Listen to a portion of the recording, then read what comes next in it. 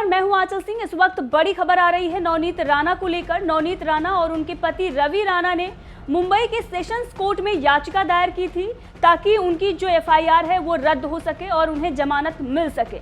लेकिन इस वक्त बड़ी खबर आ रही है कि सुनवाई को टाल दिया गया है 29 अप्रैल तक।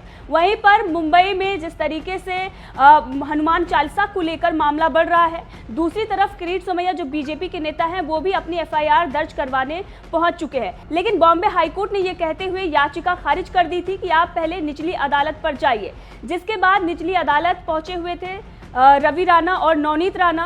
लेकिन निचली अदालत ने यह कहा है कि वर्कलोड ज्यादा है, इसीलिए अब सुनवाई 29 अप्रैल या उसके बाद होगी। नवनीत राणा के वकील ने जब इस पर बात की तो उन्होंने यही कहा कि कोर्ट के पास वर्कलोड ज्यादा है, इसीलिए सुनवाई 29 अप्रैल या उसके बाद अब होगी। लेकिन आपको बता दें कि जिस तरीके से महाविकास अघाड़ी सरकार ने गिरफ्तार करवाया है और उसके बाद अब उन्हें जमानत भी नहीं मिल रही है, इस पर कई बड़े सवाल खड़े हो रहे हैं। क्योंकि शिवसैनिक जिन्होंने हंगामा किया था उन्हें तुरंत जमानत मिल गई और नवनीत राणा और उनके पति की अगर बात करें तो वो मातोश्री जाने वाले थे हनुमान चालीसा पढ़ने और उसके बीच में ही उन्हें गिरफ्तार किया गया और उसके बाद उन्हें 14 दिन की न्यायिक हिरासत में भेजा गया है। अब इस पर एक नया संग्राम भी छिड़ गया है। एक तरफ उद्धव ठाकरे, संजय राउत और वहीं दूसरी तरफ किरीट सोमैया और देवेंद्र फडणवीस। राज ठाकरे को भी ये आईना दिखाया जा रहा है कि जिस तरीके से नवनीत राणा के साथ हुआ है आपके साथ भी हो सकता है। दरअसल इससे पहले भी राज ठाकरे के खिलाफ भी एफआईआर दर्ज हो चुकी है।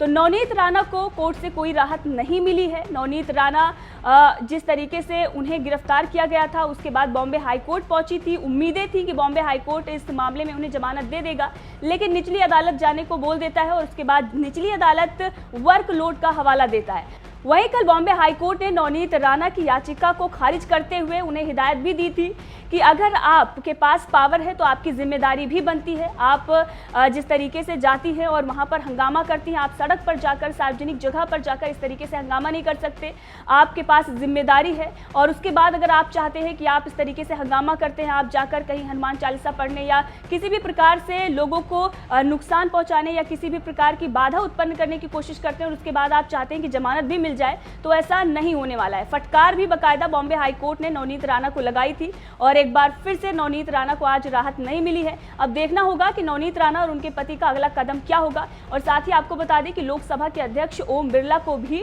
पत्र नवनीत राणा लिख चुकी हैं और अपना जो दर्द है वो बयां कर चुकी हैं। 24 घंटे के अंदर इस मामले को लेकर रिपोर्ट भी मांगी गई है। अब देखना होगा कि नवनीत राणा और रवि राणा के साथ आगे क्या होता है। महाविकास अघाड़ी सरकार इस मामले में क्या कदम लेती है। वहीं पर संजय राउत भी इस मामले में कुछ कह रहे हैं। सुनिए क्या कुछ संजय राउत ने कहा है।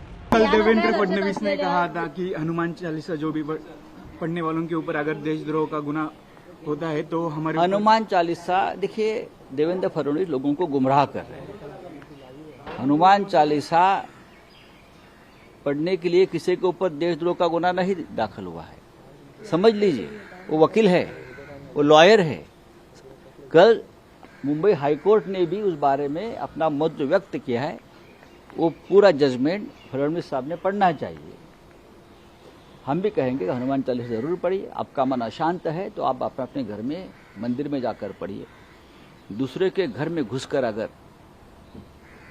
आप माहौल खराब करोगे हनुमान चालीसा के नाम पर,